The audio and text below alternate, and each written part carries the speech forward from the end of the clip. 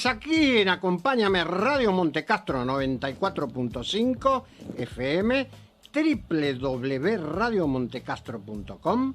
Estamos en Spotify, Radio Cut, MyTuner, Facebook y YouTube en vivo y en Instagram. Los números son 15 3263 0266, 15 5927 8005, 11 2299 2383.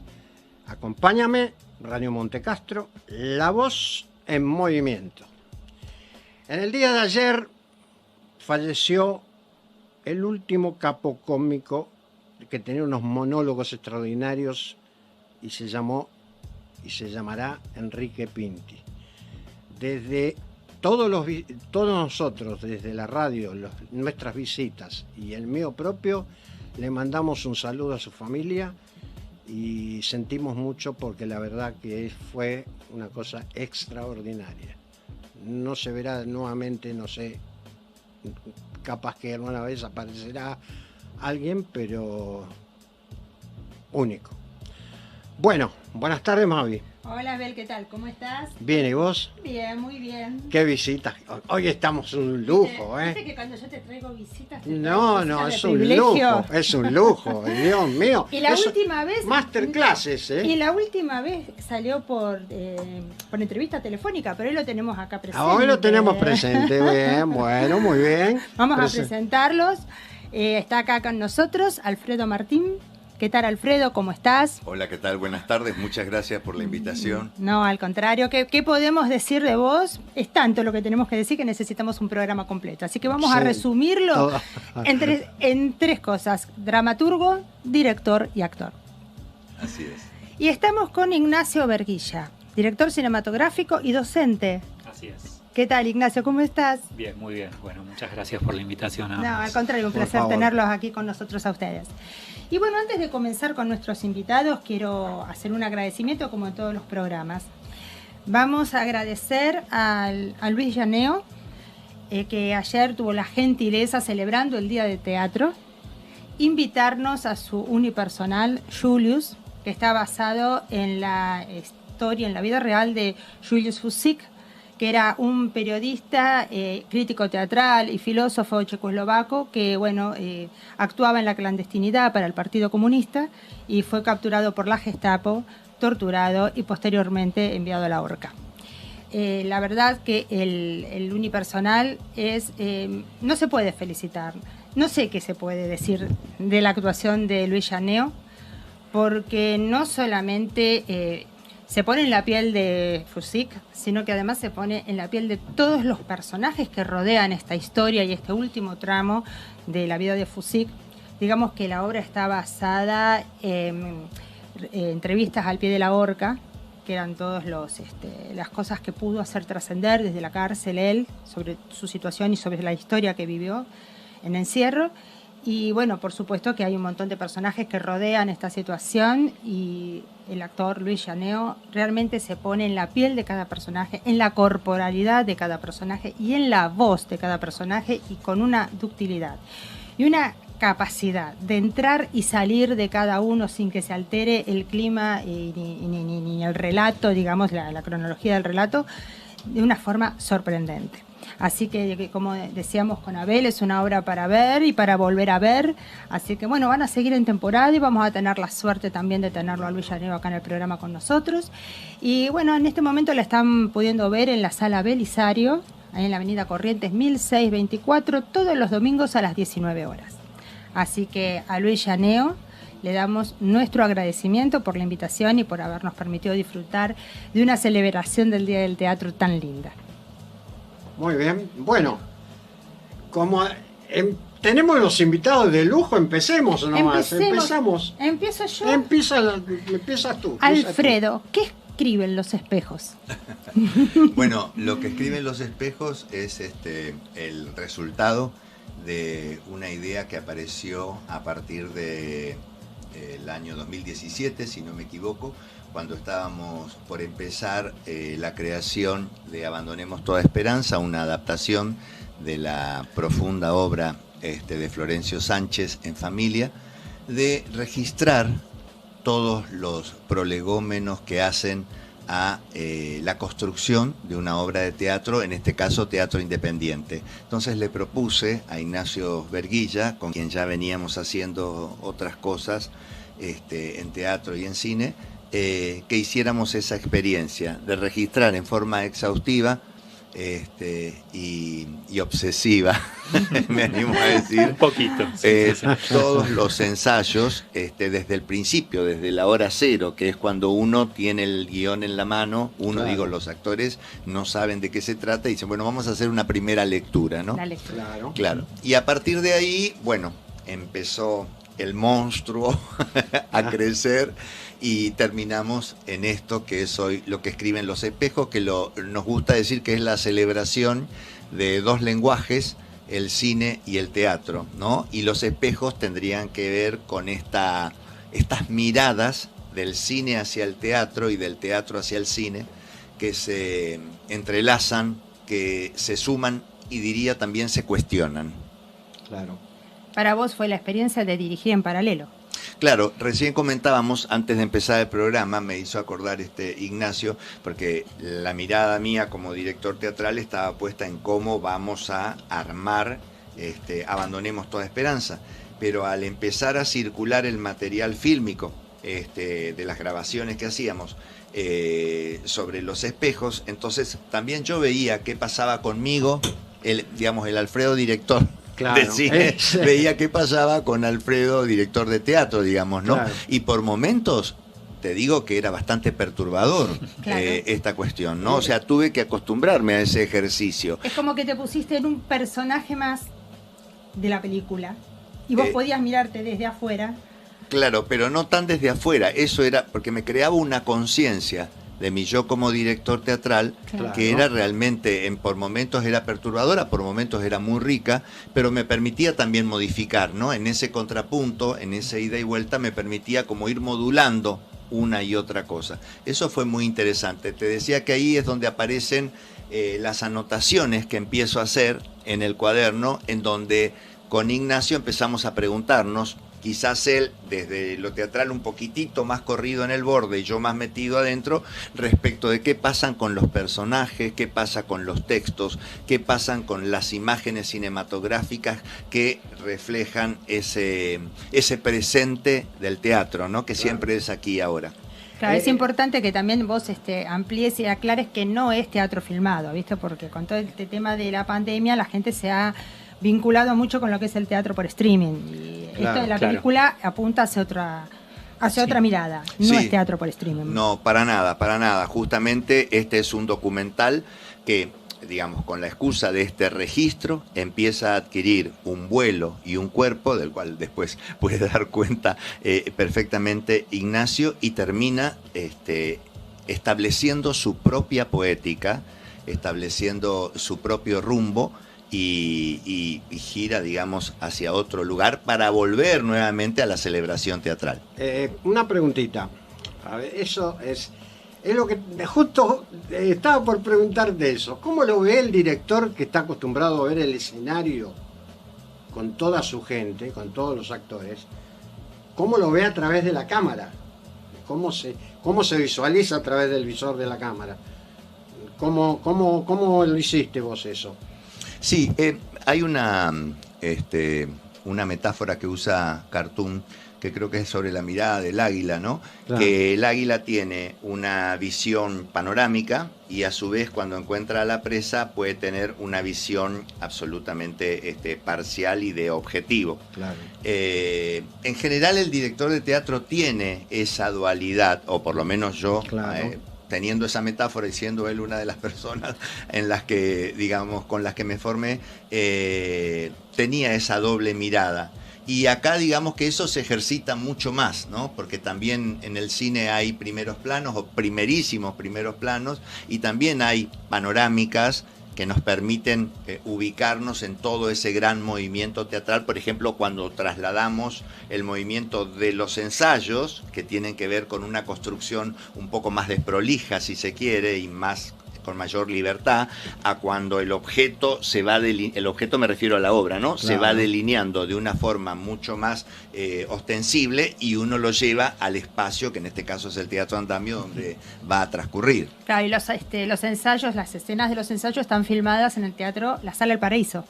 Claro, o sea, en principio están en la Sala del Paraíso, que es el sótano debajo de mi casa, y después está hecho el tránsito y se ve la modificación. Exacto. Cuando pasan a alojarse en el teatro, ¿no? En los ensayos y luego en las funciones, porque ahí también, y bueno, ahí hay algo respecto del color, que eso ya es atributo de Ignacio, que nos puede contar qué operaciones Sí. hizo con eso, ¿no? Lo que buscamos fue armar como una paleta de colores que no fuera simplemente lo inacabado del ensayo o de los ensayos sucesivos, porque están siempre en movimiento además, y nunca uno es igual al otro, pero sí nos parecía interesante jugar desde la gama del blanco y negro, Claro. hasta distintas tonalidades de color, con la explosión de luz y de tonalidades más rojas propias de la obra, que eso se fue construyendo a medida que hicimos la película también. Y muchas de esas decisiones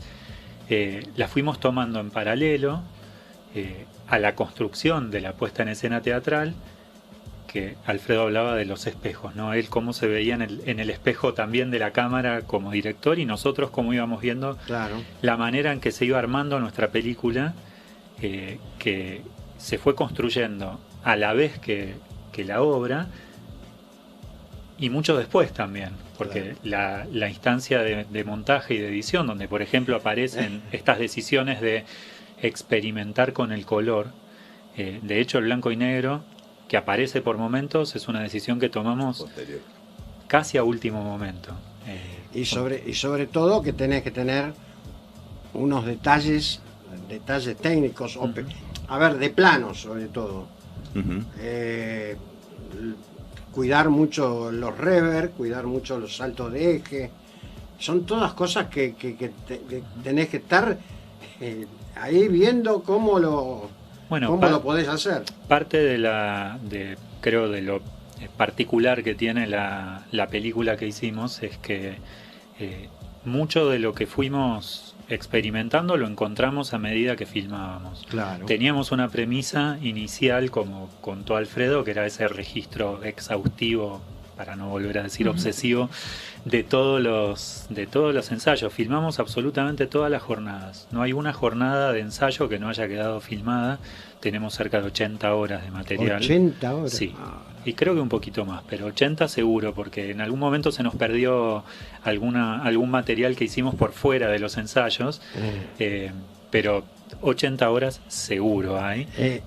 ¿Ustedes lo editaron Sí. o Nosotros. entre los dos se sentaron sí. a editarlo? Nos sentamos a editarlo mientras se creaba la obra.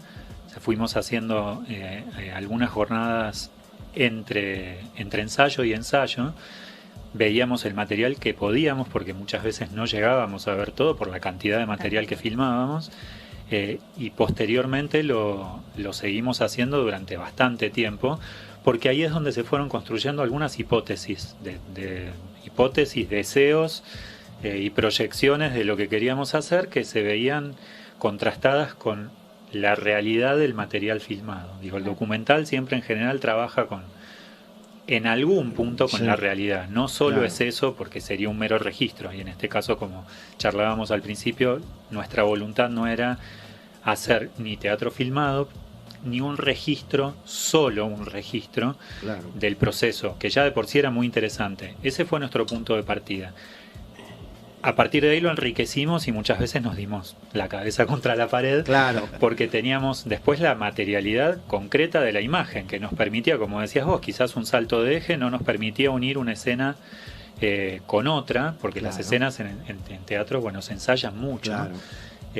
Alfredo ensaya mucho, el elenco ensaya mucho y dan todo en cada ensayo, y muchas veces nosotros buscábamos cómo compatibilizar algo que había sucedido tal vez en el ensayo del día 1 con algo que ocurría en el ensayo del día 20.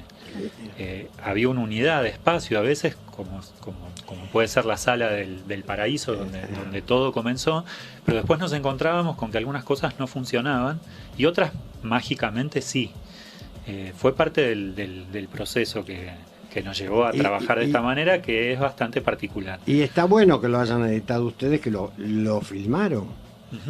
Porque vos no podés, por más que vos se lo des a un editor, ustedes lo tienen ahí al material y saben cómo manejarlo.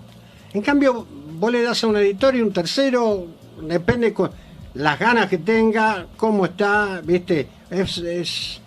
No es lo mismo que lo tengan ustedes que lo filmaron. Sabe dónde van a colocar dónde va a estar la edición, dónde va a haber un plano insertado y demás. Nosotros pensamos que en la edición es donde se termina de construir el material, ¿no? Sí, señor. Por eso nos parecía sumamente importante tomar esas decisiones. Ajá. Y me parece que ahí encontramos algo que está bueno, que tiene que ver con lo que hace al teatro, que no es solamente llevar a cabo el montaje de una ficción, sino que tiene que ver con esa convocatoria, ese ritual, esa especie de pacto humano, claro, ¿no? De interrogarnos acerca de nuestro origen, acerca de nuestra función en el mundo, de lo que hacemos, y en ese punto la escena, ¿no? La escena como proveedora y de alguna manera invocada para que eso sea posible. Y me parece que eso lo encontramos justamente mirando el material y editando, que es ir más allá de la ficción que estábamos representando, que sí, que se tenía que ver y cuidamos que haya una línea, es decir, alguien que no vio la obra en el teatro puede perfectamente ligar y entender de qué va. Sí. Pero hay algo más que tiene que ver con esa función de lo teatral, ¿no? Que es permitirnos preguntarnos acerca de nuestro origen y nuestra existencia. Y me parece que eso en la película está como muy, muy puesto en función de la edición específicamente. Y aparte de que está puesto en función de la edición, también, digamos, como en el enfoque de no, ceñirnos solamente a lo que es la construcción de un personaje, sino que también hablar del mundo interno del actor. Entonces, eso es lo que permite que se vea la humanidad del teatro. Y está muy bien registrado en la película y en la edición, porque en todo momento, o sea, se destaca eso, el actor paralelamente al personaje. Claro, exactamente, cómo esa construcción de la cual estamos formando parte nos empieza a modificar humanamente, ¿no? Y no es solamente que la realidad alimenta la ficción, sino que va y viene. Va y viene. Y también esa ficción nos permite edificarnos y sostenernos a nosotros en nuestra propia vida. De las artes, claro, lo que hablábamos hace un ratito, de las artes creo que es la que está más cerca en ese punto, ¿no? Quizás porque el instrumento es el ser humano, el cuerpo del actor y de la actriz. El cuerpo, el alma, el corazón, es todo. Sí, la voz, la palabra. Es que es la herramienta. Tal cual. Ignacio, y vos, como realizador cinematográfico, ¿cómo viviste esta experiencia? Porque ustedes ya habían hecho cosas juntas, pero acá es otra cosa totalmente distinta. ¿Vos tenés formación teatral anterior? Porque ¿cómo te acoplaste a un director como Alfredo Martín? Bueno, nosotros afortunadamente ya teníamos una relación de trabajo y de amistad de largos años, y creo que fue como una consecuencia natural llegar a saber que estábamos en condiciones de encarar esta locura, porque no dejaba de ser una aventura empezar un proyecto así, claro. Y dejarnos llevar hacia donde fuera y hacerlo crecer, sobre todo, que no se quedara en una declaración de intenciones y demás. En ese caso nosotros ya habíamos trabajado ejercitando la escritura también cinematográfica, construimos un guión a 4 manos, habíamos hecho un par de cortos. Exacto. Previamente, uno de ellos incursionaba también en una suerte de falso documental sobre la figura de Anton Chejov, que también lo construimos un poco a la manera de lo que hicimos con la película, en la que el guión se fue construyendo a medida que la hicimos. Y yo había trabajado en algunas puestas de imágenes de otras obras de Alfredo, que para mí eso fue como ya un aprendizaje de lo teatral, porque participé en muchos ensayos, en muchas puestas, parte del elenco me conocía, que me parece que también fue para ellos todo un desafío. En La Tempestad hiciste Sí, puesta. en La Tempestad. Claro. Sí, maravillosa La Fachalfarra. Sí. No, y también con Frankenstein, con el grupo adolescente, con Niños de Madera, o sea, había... Sí, teníamos ahí una larga hoja de trabajo, pero esto fue como algo novedoso. Algo totalmente novedoso. Algo de lo que hablábamos también fuera de aire hace un ratito es que Alfredo de alguna manera tuvo que ser mis ojos, porque él estaba dirigiendo. Él es sujeto, Claro. objeto, actor y personaje a la vez de la película. Entonces me parece que ahí llegamos a un nivel de entendimiento que fue muy interesante, porque él no le quedaba otra, pobre, que confiar en mis ojos al momento de encuadrar, porque la cámara la operaba yo por razones más que obvias, que es que Alfredo estaba encarando la construcción de la obra. Ajá. Teníamos, por supuesto, entre ensayo y ensayo la posibilidad de ver, pero creo que en ese sentido nos entendimos muy bien, porque teníamos claro, y él fue muy O sea que por generoso. un momento te convertiste como en director de Alfredo. Y en cierto punto sí, a la vez que era codirector junto a él. Por eso digo que era muy particular. Sí, había una mirada conjunta que se había creado en función de todo lo que habíamos podido hablar y acordar, y lo que seguíamos dinámicamente en función de la visualización de cada jornada, que esa mirada era una mirada que estaba muy viva y muy en ida y vuelta permanentemente, y sometida a pruebas, porque creo que eso es lo que también tuvo este proceso, que es la posibilidad de probar, ¿no? Con la libertad que te da eso. Hacer de un accidente o algo que parecía un error, de repente decir, pará, y si en lugar de quitar esto no lo exacerbamos, ¿qué pasa si radicalizamos esto que aparece? Y también pudimos hacer en ese sentido un montón de pruebas que nos permitieron tener con el material una visión, como si te dijera, menos de resultado y más experimental, que nos aportó muchísimo. Sí, recién él dijo una cosa muy interesante cuando dijo dejarnos llevar a donde fuera, o sea, la aventura. Eso es realmente, se fue como un proyecto de aventura. Claro, como que pero me parece que en el arte funciona, en el cine seguro funciona un poco esto, ¿no? Como que tenés que alojar la idea del fracaso, no tenés que esquivarla, en el sentido, digo, más como de corrección, ¿no? De que uno trata de pegarla, porque si vos tratás de pegarla de entrada, es probable que te saltees un montón de cosas y que finalmente lo que digas tampoco te modifique a vos. Y me parece que a nosotros esto nos modificó mucho, porque nos pudimos quedar en esas pruebas y poder decir, a ver, esto funciona, no funciona, dándonos el tiempo, porque fue mucho tiempo necesario para que vaya a parar a un buen lugar, pero sin intentar esta cosa de, tiene que pegarse de entrada con lo que hagamos. No, y aparte, ya estamos hablando desde la dirección, y también es importante destacar cómo vivió todo este proceso el elenco, porque hasta ahora hablamos cómo vivieron ustedes directores, uno de cine y otro de teatro, pero cómo vivió el elenco, porque no es solamente el elenco, están los técnicos también, porque tenemos a Schettini, que aparece en un momento, que es el que hace todo el entrenamiento corporal. Tenemos Héctor Calmet, que es el que hace la puesta de luces. O sea, hay un montón de Germán, técnicos, que es el técnico que maneja la consola. Junto con Fernando Está Díaz. Fernando Díaz, que es el que realiza la escenografía. Jessica Menéndez, que es quien diseña y realiza el vestuario. Pues, hay un montón, digamos, de gente detrás de este proyecto, además de la mirada de los directores, por supuesto. Entonces, ¿cómo fue viviendo todo ese grupo de gente? Los actores, los técnicos, los asistentes, ¿cómo lo fueron viviendo? Yo creo que no les quedó otra en un punto que convivir con la cámara, pero más allá de la humorada, desde el primer día apareció la cámara, y creo que eso le fue dando una familiaridad que se fue dando con el correr de los ensayos. Al principio, creo yo, y creo que en eso... Molestaba la cámara al principio. Ellos Claro. Y nos lo hacían saber. Ellos lo notaron más, el elenco, y bueno, para Alfredo también, no era lo mismo dirigir teatro Lógico. de la misma forma.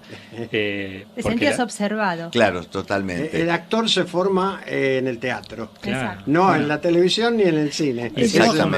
Hicimos un pacto que afortunadamente llegó al mejor de los destinos, que era, bueno, la cámara intentará no interferir durante los ensayos. Eso es parte de la consigna. Sí, de la consigna y también de la, vamos a llamarle, renuncia a ciertas ideas que uno podía tener desde la puesta de cámara, Claro. que sabía que no podían interferir en los ensayos. Entonces Claro. había mucho de intuición y mucho de aprendizaje a medida que se iban dando los ensayos, en los que yo decía, bueno, ya sé, fui adquiriendo, de la misma manera que lo hace un actor que va transitando el espacio escénico, yo iba incorporando los movimientos que ellos hacían para tratar de prever sus propios movimientos y plantar la cámara en el lugar que nosotros queríamos hacerlo y encontrar los planos, encontrar los encuadres que satisfagan lo que queríamos buscar con la cámara.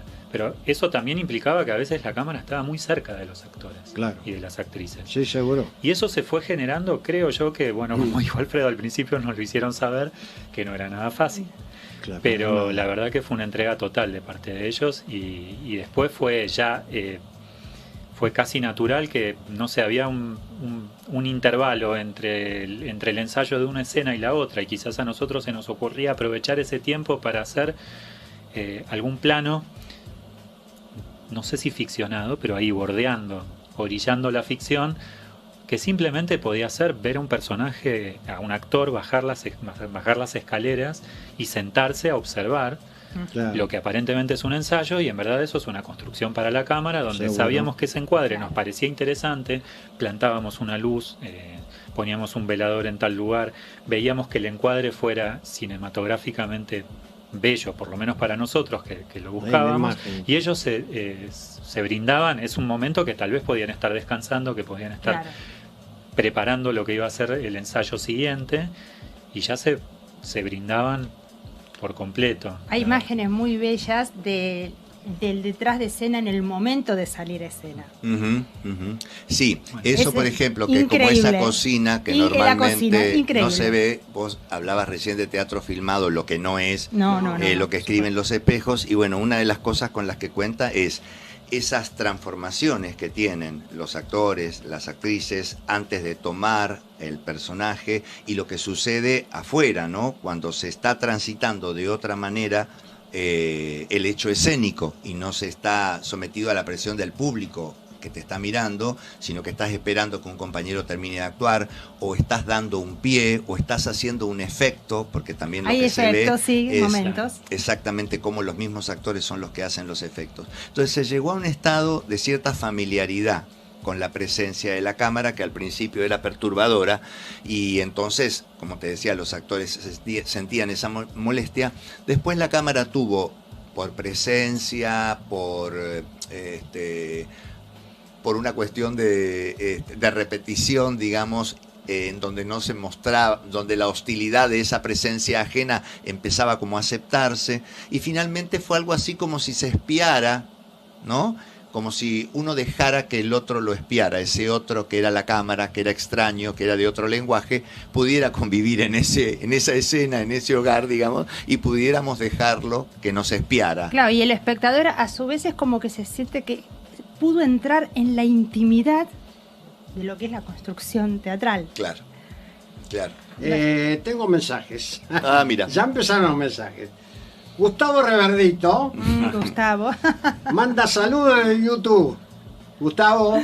Gracias, Hola, Gustavo. Gustavo está trabajando con un compañero mío que es periodista del noticiero, y yo ni me enteré. Ah, mira. Y un día lo veo que están trabajando juntos, se lo saqué al aire por teléfono a los dos.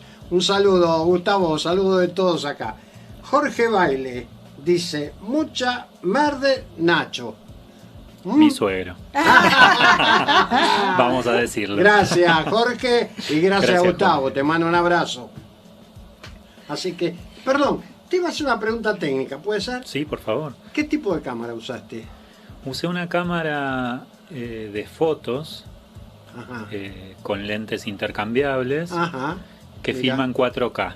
Ah, en 4K, está Sí, claro. es una Panasonic, una Lumix GH4. Es una Ah, cámara muy interesante que tiene algunas limitaciones que hay que saber convivir con ellas. Claro. Porque los lentes, esto es una cuestión muy técnica, pero Sí. los lentes que le pone a la cámara multiplican por 2 lo que es el lente. O sea, si uno Claro. está poniendo un gran angular, Claro, que tiene un ángulo bastante interesante, se convierte en un ángulo normal. exacto. Sí, Es sí. como si le hiciera zoom Exacto, a lo que sí. estás viendo. Sí, Y trabajamos con 3 lentes, con un set de 3 lentes mira. que tengo yo con la cámara. La verdad que más que satisfecho con lo que pudimos hacer. La verdad que el equipo, o sea, el equipamiento técnico es esa cámara, Sí. esos 3 lentes, una grabadora de sonido Claro. portátil Portátil. que operaba yo.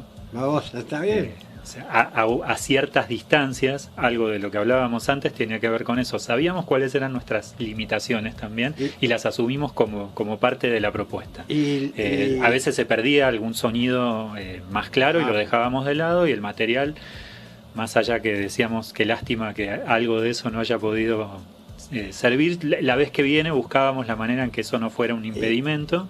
En algún caso usé un estabilizador de hombro. Claro, un tipo steady. Una especie de steady Un bastante steady. casero. Casero, sí. Sí. Y en algunas jornadas usamos algo que se llama slider, Ajá. que permite deslizar la cámara horizontalmente, claro, con mucha más que no, estabilidad que, no que la cámara saltando en mano, y hay muchas cosas que están hechas en mano y después estabilizadas plano en postproducción. secuencias. Hay bastantes planos secuencias y que también los usamos en esos momentos en los que vos me hablabas de la intimidad, que eso también creo que buscamos. La intimidad, como que te entraste en la intimidad de la construcción, sí. Estás ahí. Entramos en la intimidad de la construcción y entramos en la intimidad de los actores, actrices, en tanto persona-personaje, ¿no? Como borrar esos límites y bucear en ese intersticio. Sí, exacto, como ver ese momento en que está pasando texto, ¿viste? Antes de salir. Entonces, ahí ideamos eso, que es propio del hecho teatral. Del hecho teatral. Eso está ahí, la cámara fue al encuentro de esos momentos. Después otros los provocamos, como los instantes en que vemos a una de las actrices, a Lorena, en repasar texto mientras su hijo tiene una clase de taekwondo. Claro. Bueno, esos son los momentos netamente cinematográficos de la película, ¿no? Porque son los exteriores, digamos. Si se quiere. O sea, porque incluso está la llegada de uno de los actores que viene con la bicicleta. Con la bicicleta, claro. Están dos que están viajando en el tren, está Marcelo y Marito, que están viajando, esperando el tren y se suben al tren. Claro, eso, teníamos la idea de la película como un viaje, entonces, y recién él habló de los intersticios, ¿no? Y decíamos, bueno, ¿en qué momento podemos llegar a situar a los actores, a las actrices, que tenga que ver con su inmediatez respecto de lo escénico, pero sin que sea lo escénico puramente? Exacto. Entonces, en estos traslados, en estos idas y vueltas, yendo a un ensayo, viniendo de un ensayo, entonces ahí empezó a aparecer la idea del viaje en subte, viaje en tren, en el auto, viaje en auto, claro. Viaje en bicicleta, digamos, y pensar este viaje como una manera de dinamizar. Y entonces empezamos también a preguntarles qué les pasaba a ellos, digamos, o qué idea aparecía a la hora de contar algo relacionado con ellos claro. Y con el teatro, con la actuación. Y ahí aparecieron entonces algunas anécdotas que nos parecía interesante. Lorena contó que una vez estuvo estudiando texto mientras llevaba al hijo a la clase de taekwondo, entonces dijimos, bueno, veamos eso, ¿no? Y ahí fue donde guionamos esto que ella nos había contado que le sucedió. Una línea muy tenue de guión porque nuevamente era cuasi documental, claro. Intervenido por la cámara, y es donde de alguna manera, que ya es algo muy habitual, ¿no? Que el documental abreve en la ficción y viceversa. Y en ese momento lo que hicimos fue ir a una clase real de taekwondo, que se sucedía en el momento en que el hijo, Feli, el hijo de Lorena, lo estaba teniendo, y Lorena era el elemento de ficción, si se quiere, que era bueno. Exacto. Nosotros nos mirábamos, nos hacíamos alguna seña, veíamos dónde ubicar la cámara. Casualmente o no, había espejos además en esa sala de taekwondo. Es el tema. Y a partir de ahí decidíamos dónde nos parecía que podíamos encontrar algunas imágenes que unieran esos dos mundos, y Lorena se ubicaba y tirábamos acción a 20 metros de Lorena, haciendo un gesto simplemente, ya habiendo pautado previamente que íbamos a hacer, líneas muy tenues igual. Aparte, y bueno, encontramos imágenes muy lindas. Marcelo, que él tenía la costumbre de repasar mentalmente el texto antes de salir a escena. Entonces, de repente, en lugar de filmar la escena a la cual él iba a sumarse, lo filmábamos a él, y entonces ahí guionamos un off que sea como su digamos, hablar consigo mismo, para él, repitiendo las líneas del texto, porque estaba en un momento en donde quería recordar bien cuál era su letra. Entonces nos aparecía eso también como una modalidad particular. Y además, por ejemplo, las escenas de los viajes, como el viaje en el auto de Julia Funari, o el de Marito y Marcelo en el tren, o sea, también eran momentos como de reflexión, o sea, como de meterse para adentro, ¿no? Del actor. Porque aparecían como reflexiones muy, muy personales, muy íntimas. O sea, no solamente era hacer esas, como decías vos, estos momentos de corte, ¿viste? Y pasar a algo, ¿viste? Que era más documental. Sino que también era una invitación a conocer desde lo reflexivo al actor. Sí, tal cual. Cómo cada uno tomaba el teatro para sí. Exacto. O sea, el texto de Marito Falconi es increíble, por ejemplo. Divino, Marito, yo no quiero contar mucho porque yo vi la película, entonces no quiero contar. No querés spoilearlo. No, porque es imperdible. O sea, es para sentarse y minuto por minuto disfrutarla, ¿viste? Entonces no hay que anticipar cosas. El tema luz, ¿cómo la usaron? ¿De rebote? ¿Rebotaron la luz en blanco o directo? Porque la 4K es una cámara que se le mete mucha luz, ¿viste? Yo creo que... ¿Cómo lo hicieron? Decime. Lo hicimos usando, afortunadamente, la sala del Paraíso tiene una parrilla de luces. Ah, mirá. Es hermosa la sala del Paraíso. Que nos permitió hacer la película, quiero decirlo así, porque si no hubiera sido muy complejo, porque, bueno, por una cuestión presupuestaria, imaginan, no sé, 40 jornadas. Sí. Llevando equipos de luces. Hubiera sido imposible de costear, imposible de manejar. No hubiéramos logrado el grado de intimidad que se logró, porque creo que parte de eso se logró porque éramos pocos. Vuelvo a esta idea de que la limitación se vuelve a favor del material. Uno podría decir la limitación técnica. En cuanto a las luces, lo que hicimos sí fue al set de luces que ya contaba el espacio de la sala de ensayo, como también lo contaba el espacio de la sala de andamio. Es aprovechar al máximo eso a favor de la película y rodearla de algunas luces. Por eso se ven, ya van a ver quienes puedan, invitamos a acompañarnos a ver la película, van a ver muchos veladores que ayudaron. De pie también. Esos veladores están puestos con luces lo más potentes que podíamos conseguir. Muchas luces de LED y algunas hasta luces de bajo consumo de uso hogareño, pero grandes, con mucha potencia, que la pantalla en sí de la lámpara permitía que esa luz no fuera muy blanca, ni muy dura, ni muy fea.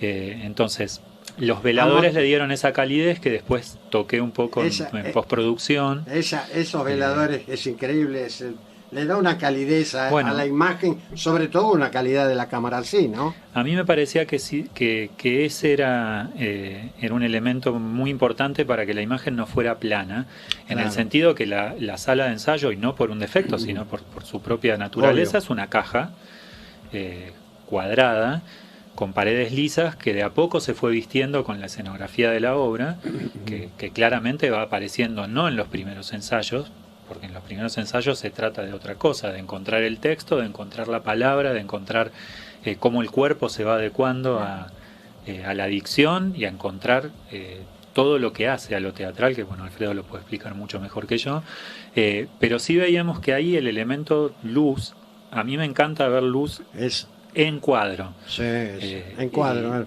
En el plano, ¿no? En el plano. Que en el mismo encuadre se ve una luz. Y estos veladores los usamos y abusamos es increíble, en el mejor sentido. Es increíble.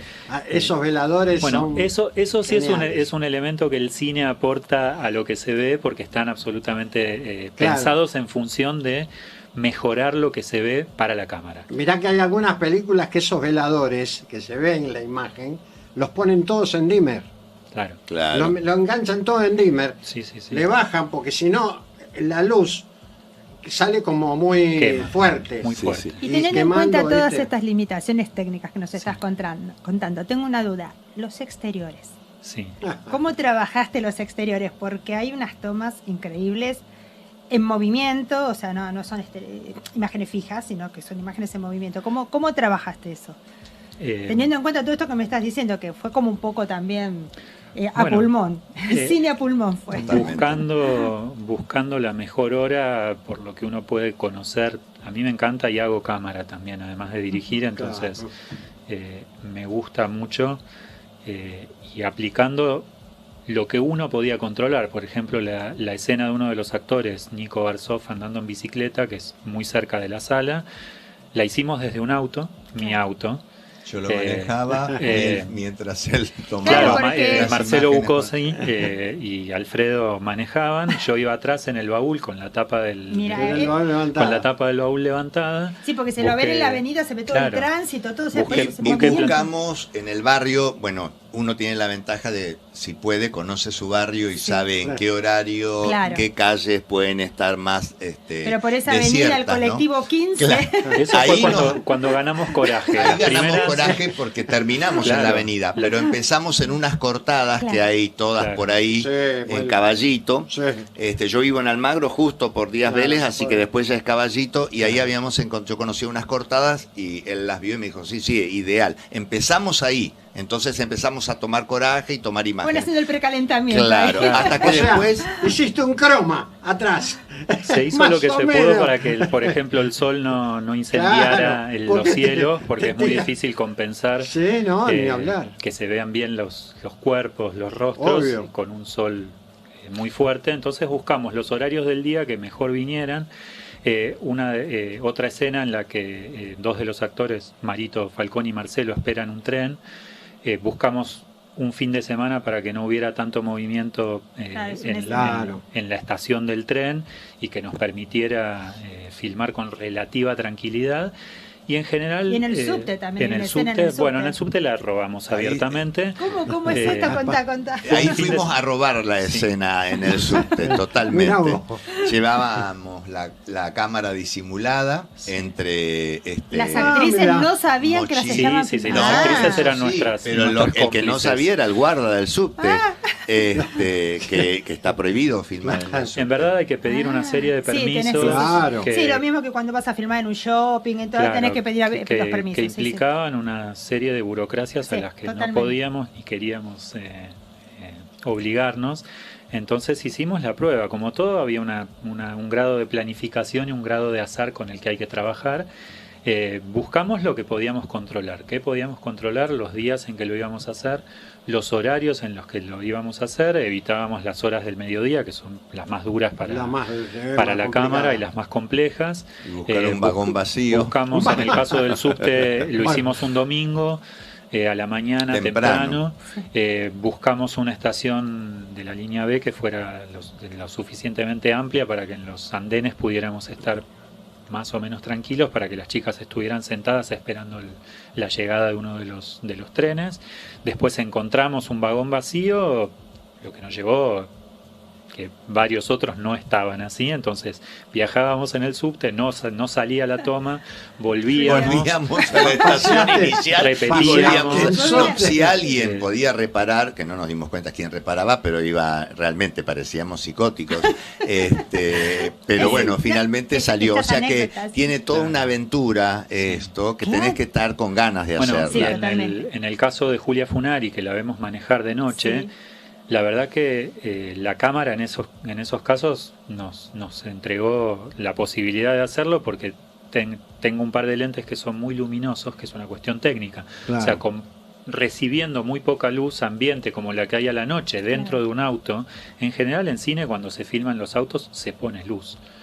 De hecho, si uno tiene el ojo atento a esas cosas, se como yo que soy más obsesivo, se nota. Observar cuando vas en un auto de noche, claro, no tenés iluminación. Bueno, acá estaba simplemente la lucecita que se podía prender en el auto. Cada vez que abrí la puerta, claro, se prende la luz y un lente de la cámara que permite tener un muy lindo registro de imagen sin necesitar tanta luz.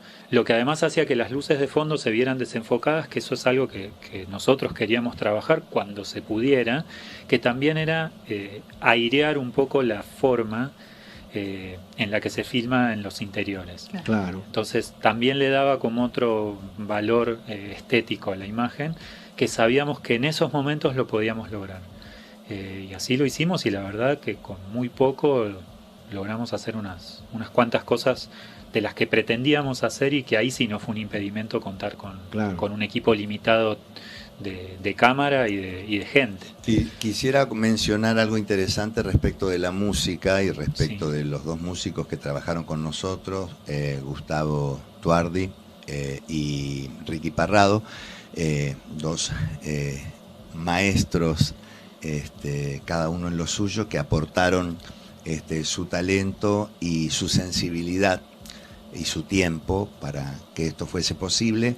Y comentar en relación a eso que el texto en sí teatral tiene un diálogo con la Divina Comedia del Dante a raíz de una frase que dice el padre de la casa respecto de una inscripción que está grabada en las puertas del infierno del Dante, que dicen que antes de entrar abandonen toda esperanza, ¿no? Que cuando yo vi esa frase, cuando la leí, digo, Florencio Sánchez leyó la Divina Comedia, y esto en realidad tiene como cuando pensé la adaptación, digo, tiene como una torsión respecto de lo que es un infierno familiar, claro, que se va descubriendo más hacia el final, ¿no? Y en ese sentido había dos signos, uno el de la luz roja y otro el de la música del Dante, que daban cuenta clara de ese juego con ese texto, ¿no? Y bueno, me parece que... Hablando de la música, que vos fuiste puntualmente a ese tema, contanos un poquito cómo es la trayectoria musical de lo que escriben Los Espejos. O sea, cómo arranca la trayectoria, digamos, la elección, mejor dicho, la elección de la música. Bueno, porque la música, o sea, yo sé que, bueno, tuvo que haber una modificación musical por temas de derechos de autor, y es cuando se incorpora Ricky Parrado en lo que es toda la parte de la banda sonora de la película. Bueno, yo le escuché la música, o sea, realmente música, acción, música, actor, música, personaje, música, es una misma cosa. Claro, es un personaje más la música. Es un personaje más la música dentro de la película. Totalmente. Tal cual. Bueno, una tiene que ver con que nosotros por este ánimo de aventura en el cual nos habíamos montado, empezamos a probar también distintas músicas, y cuando veíamos que funcionaba, las dejábamos. Esto hacía que el tiempo pasara, el proceso siguiera, y bueno, cuando arribamos a algún resultado y teníamos que empezar a hacernos cargo de esas decisiones que habíamos tomado, fue cuando dijimos, bueno, ¿qué hacemos con estas músicas que funcionan, pero no son músicas que las hayamos construido nosotros específicamente como banda de la peli, sino que las vinimos probando y que realmente tenemos que ver cómo? Ahí fue donde en principio llamamos a Gustavo Tuardi, porque claramente había toda una melodía que era como casi una secuencia que acompañaba todo lo largo de la película, que necesitábamos resolver. Entonces, bueno, la operación fue lo primero. Gustavo, ¿te interesa? Ya con Gustavo también Gustavo Tuardi, yo ya venía trabajando hacía un tiempo en La Tempestad, en algunas de las obras para adolescentes que había hecho. También había trabajado con Ignacio en otras producciones. Entonces, lo primero era que mirara la película y bueno, si sentía que él podía aportar algo desde la música, bueno, nos dijo que sí y empezó a trabajar entonces con algo similar, pero absolutamente con su perfil y con su impronta, ¿no?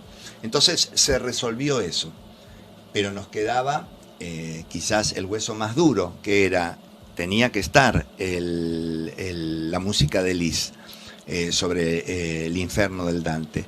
Y nosotros habíamos tomado una versión que era de, no voy a dar el nombre, pero digo, de un famoso compositor y director, que no podíamos comercialmente sostenerla ni utilizarla porque no la podíamos sostener económicamente. Ahí apareció la búsqueda en donde maravillosamente o como por milagro apareció la figura de Ricky Parrado, que bueno, que nunca vamos a estar tan agradecidos con Mavi González, que fue quien nos recomendó a Ricky Parrado hizo todo, el talento es de él. Yo simplemente pasé un número telefónico. Bueno, no hice absolutamente nada. En la instancia en la que estábamos, los méritos son de Ricky Parrado, no era poco, míos. porque fue lo que nos permitió a nosotros darle un cauce a esto que queríamos empezar a hacer, que era las exhibiciones y las proyecciones, ¿no? Y recién comentamos también, fuera del aire, lo sorprendido que quedamos cuando él vio la película, se dejó absolutamente... Fue una entrega absoluta. Tomar por lo que le sucedió a él con la película y empezó a componer, siempre respetando esta idea de infierno y esta idea de la tragedia familiar. Y realmente lo que quedó fue algo que con creces nos conformó y que yo creo que superó las expectativas que teníamos, ¿no? Y bueno, sí, junto con la música de Gustavo acompañan cada acción, cada momento, cada clima.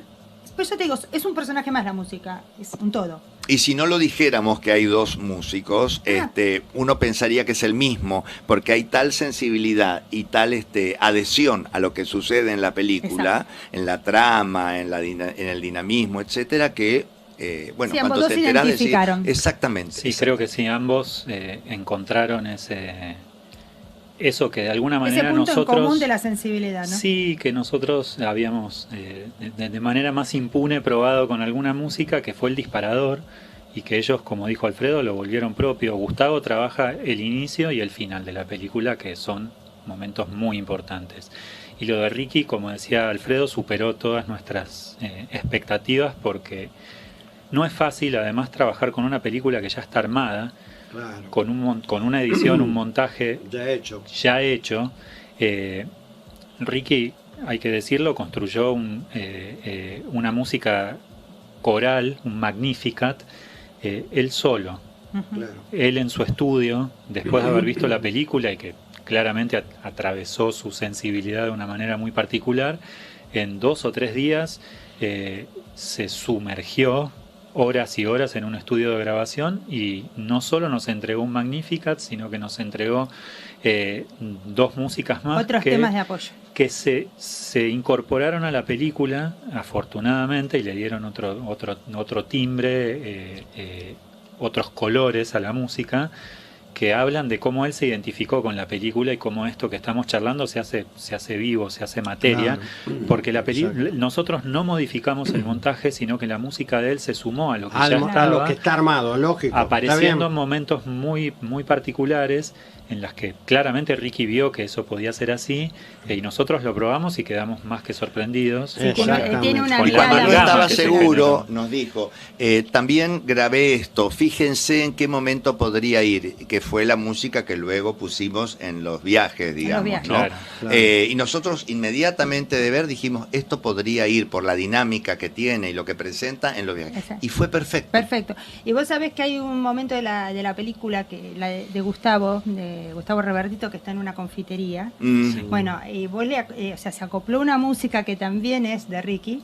Vos sabés que yo usé esa música porque me pareció que no quedaba bien adelantar el Magnificat coral, porque eso ya era spoiler demasiado la película. Entonces tomé esa música, que yo tengo ¿cómo se llama? El track original, y lo puse en la difusión que hice de Acompáñame para el programa de hoy, y vos sabés que ya me empezaban a preguntar qué tema es el de la difusión, porque bueno, el de Acompáñame es otro tema que nada que ver, pero para la difusión de ustedes usé ese tema. Y ya me empezaban a preguntar, o sea, es que la gente empezó ya a identificar ya empezó a identificar la música con la película. O sea, por supuesto, esta historia la cuentan ustedes, yo no la voy a contar. Yo simplemente digo que pertenece a la banda sonora de Lo que escriben los espejos, próxima a estrenarse. No hay ningún detalle. Ahí está la habilidad de la música, del que hace la música. Ver el campeón armado y sobre esa imagen meter la música justa. Es que todos los directores, los operadores de sonido hacen ese trabajo. Y Alfredo, te voy a hacer una pregunta, porque ya todos sabemos que sos un director consagradísimo, de trayectoria, pero creo que esta vez terminaste de consagrarte. ¿Cómo fue dirigir a esos dos hermosos felinos? Me enamoré que tus felinos son tus hijos. Claro. Pero bueno, ellos habitan bellísima, el paraíso. Claro, porque es bellísima la imagen, es bellísima la imagen de esos dos animales. Y hay un texto de Stanislavski en la película, en donde él habla de cuál es el proceso de relajación que tienen los gatos, los felinos, y cómo de esa relajación pueden pasar a tener una energía que les permita, ¿no? O proyectarse, claro, o pegar un zarpazo, o lo que fuera. Entonces, de entrada, cuando estábamos buscando esto de la esencia de lo teatral y esta cuestión del trabajo del actor con su cuerpo, etcétera, que esto también está tomado, por ejemplo, en las escenas que se repiten, por ejemplo, de Lorena Sekeli, cuando toma la misma escena y la repite de una manera y después cambia y la va modulando de otra manera. Bueno, y esto rápidamente se juntó con la presencia de Giacomo y de Praga, que como te dije son habitantes de mi casa y del paraíso. Entonces estuvieron presentes en todo el proceso de una manera felina, que es con esa presencia guión ausencia en la que están inscriptos los gatos, que cuando te miran no sabes qué están pensando. Me encanta eso, ¿no?, que dijiste, presencia guión ausencia, me encanta, y es verdad. Viste que los felinos tienen eso, no sabes lo que piensan. Exactamente. Pero vos ves que hay algo que los direcciona. Sí, total. Entonces, a partir de ahí, era tan inquietante eso que Ignacio empezó a tomar imágenes, y cuando yo las vi, es como, me sorprendí, claro, digo, empezó a tomar imágenes pero iba de suyo, digamos, es decir, pensé que en algún momento lo iba a hacer. No lo viví como, mirá qué ocurrencia, ¿no? Sino que prácticamente creo que ellos dos se ganaron su casting. Totalmente. Tanto Praga como Giacomo. Totalmente, porque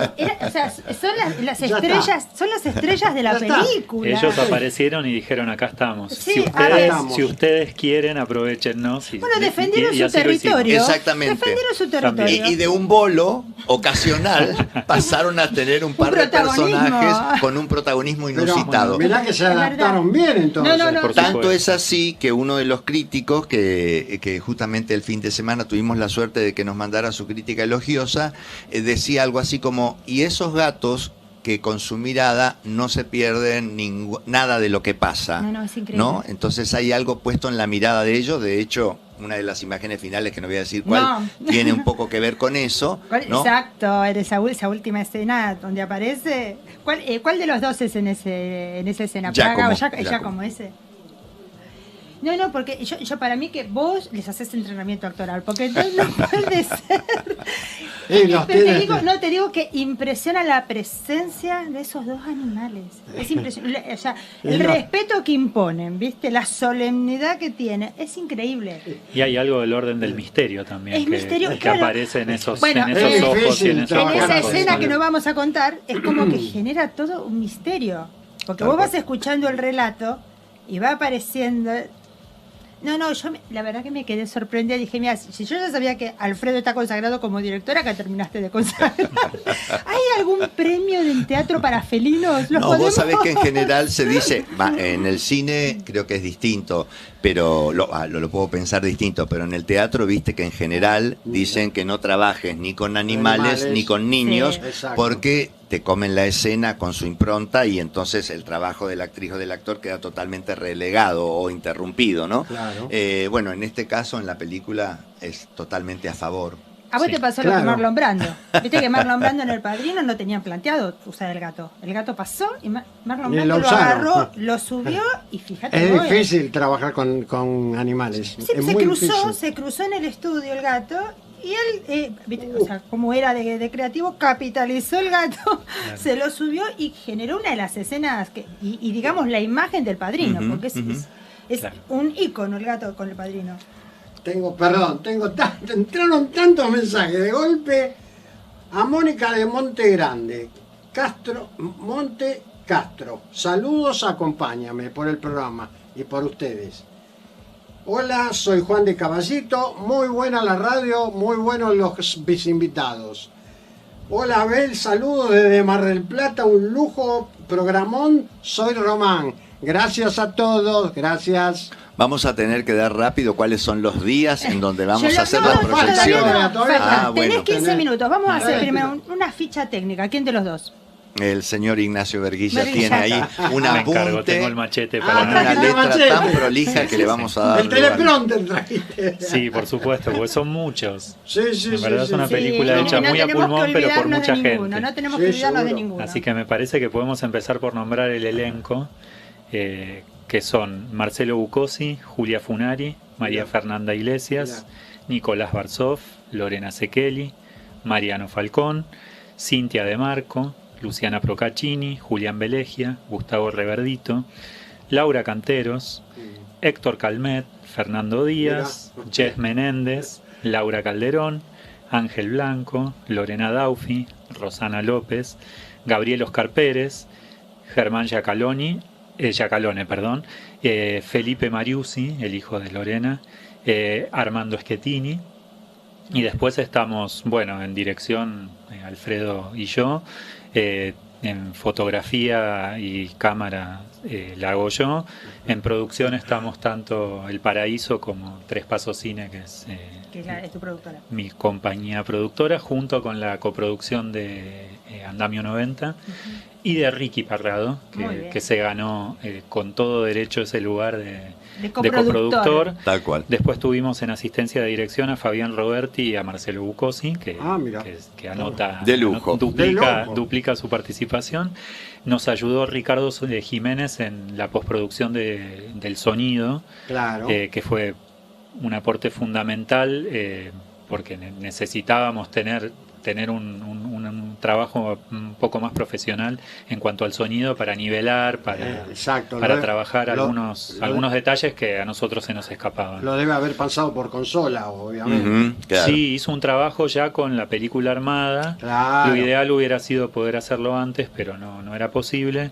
Pero se adaptó más que bien y ya los nombramos, pero lo vamos a volver a hacer en la música original, tanto a Ricky Parrado como a Gustavo Tuardi, y en prensa tenemos a Silvina Pizarro, trabajando con nosotros, y creo que no me olvidó. No. Y ahora sí vamos al otro gran momento.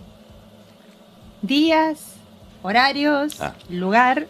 ¿Dónde podemos ver entonces, lo que escriben los espejos? Lo pueden ver los viernes de abril a partir del 8 de abril. Sería en 4 funciones: el 8, el 15, el 22 y el 29 de abril. Perfecto. A las 20 y 30 horas se va a proyectar en la Sala Teatro Ana Frank.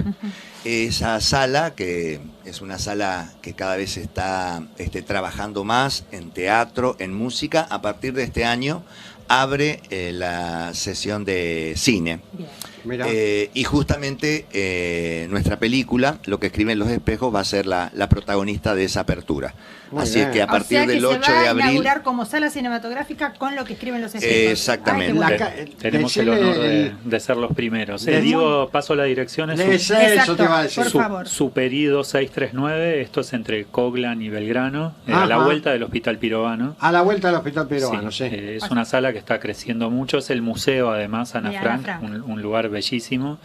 Y como decíamos, tenemos el honor de inaugurar las proyecciones cinematográficas con la película. O sea que el 8 de abril es la primera proyección. Y van a ser con un debate posterior, un breve debate posterior, pero nos parecía que esta situación de dos lenguajes, el cine y el teatro, ameritaban en estas 4 proyecciones invitar en cada una de ellas a una personalidad distinta. En la primera va a estar Camilo Sánchez, que es un escritor. Es un escritor y es un editorialista Y también. es un editorialista, sí. Claro. El Bien del Sauce es el nombre de su editorial. Donde pudiste editar ahí tu libro. Pude editar sí. mi libro, sí, Las Siluetas. Y entonces, luego de la proyección, se va a abrir un breve debate con el público. Bien. Ya lo hiciste en Andamio una vez. ¿Ah, sí? Lo hiciste. A veces me repito. Ya lo hiciste, no me acuerdo, estuvo buenísimo. Con esta misma obra que nosotros tratamos en el documental. Sí, con Abandonemos Toda Esperanza hicimos. No, era otra obra. Pero me acuerdo porque estaba buenísimo. Estaba para... ¿Y en las otras funciones quiénes van a estar de figuras invitadas? María Ángeles Sanz va a estar el 15, que es feriado, y nos quedan 2 por definir en donde estamos hablando todavía. ¿Solamente 4 funciones tenés proyectadas, En Alfredo? principio estamos con estas 4 funciones, vamos a ver cuál es la respuesta.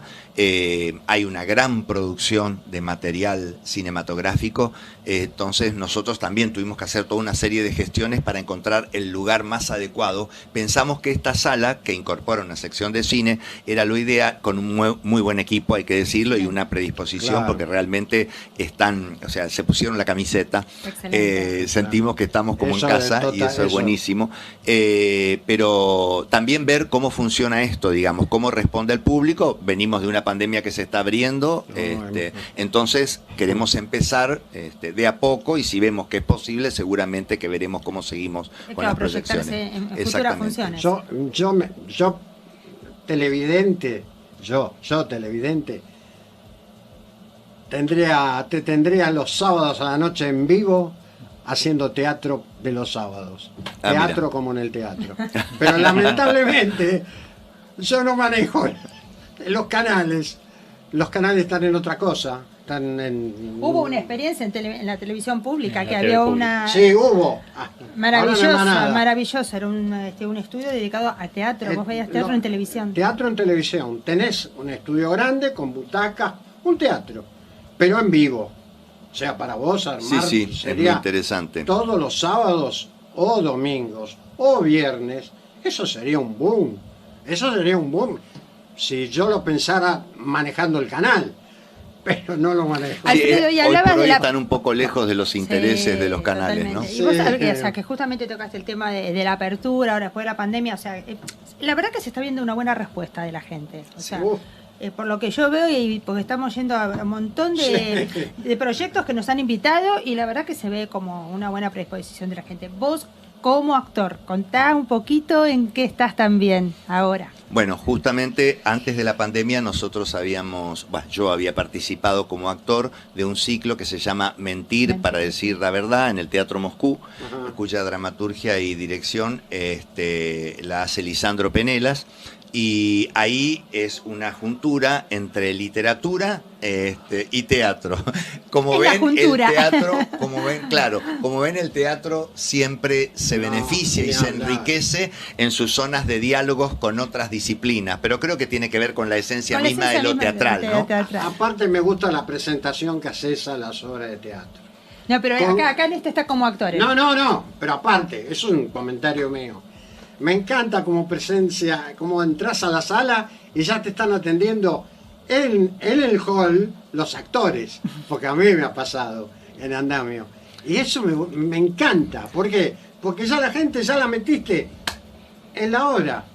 Eso se da más en el teatro independiente. Digo, en el teatro comercial uno es un número. Digo, a lo sumo entregás la entrada, no la entregás, vas, no le importa mucho a nadie. Si pagaste bien y si no pagaste no. En cambio, en el teatro independiente hay una forma de habitar ese espacio totalmente diferente. ¿Y en Moscú, en el ciclo que estabas mencionando? Entonces, son 3 obras en las que yo estoy, se llama Algo Perfecto, es de un texto de Lori Moore, una escritora americana que escribe bárbaro, norteamericana, escribe bárbaro, digo porque juega mucho con con las ambivalencias, juega mucho con contar historias que parecen de gente, entre comillas, normal, y cuando uno se pone a profundizar un poquito, empieza a ver una Esta serie... es la segunda temporada que haces de Sábado. Exactamente. Yo tuve oportunidad de verte en la primera. Entonces vamos a volver a partir del 2 de abril, son Bien. 5 funciones a las 22:30, y el teatro está en la calle...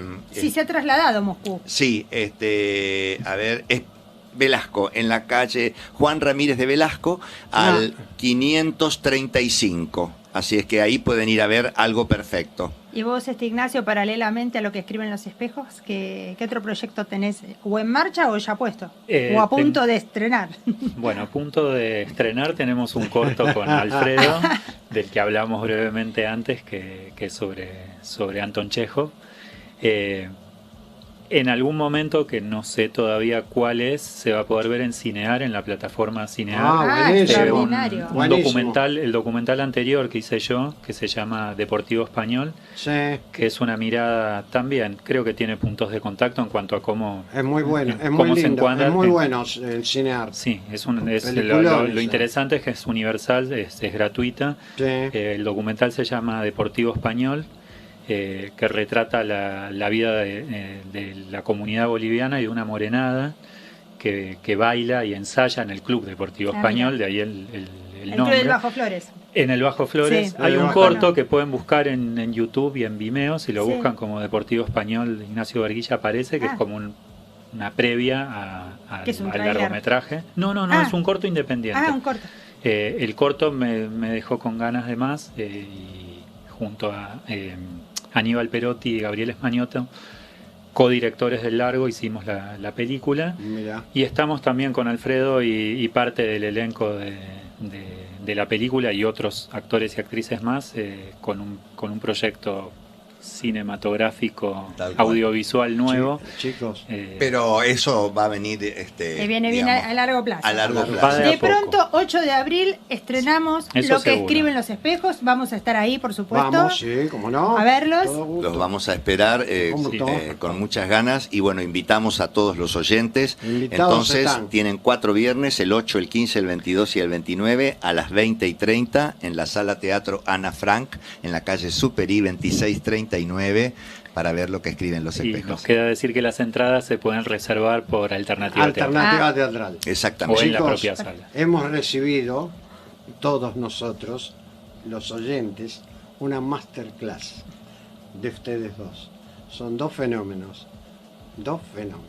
Muchas Esto gracias. nos encanta a todos nosotros, nos encantan los que nos están escuchando en nuestras casas, por ejemplo, escuchar programas donde ustedes están dando una imagen pero genial de cómo se trabaja aquí en la Argentina. Bueno, muchas gracias a ustedes por apoyarnos, ¿no? No, siempre, siempre estamos.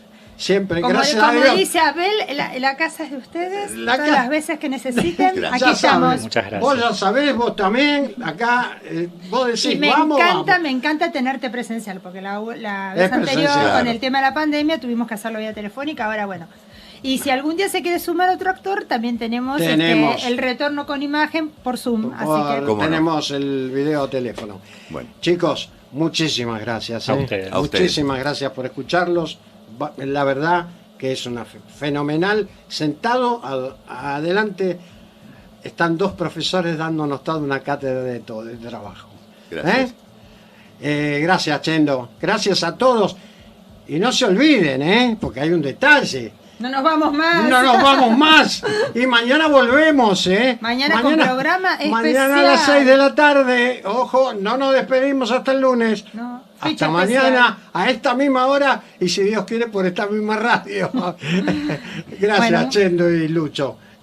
Muy bien, todo. Un saludo para todos, muchas gracias y hasta en- mañana. Nos encantó todo esto, muy bueno. Gracias a todos. Hasta mañana. No hasta el lunes, hasta mañana.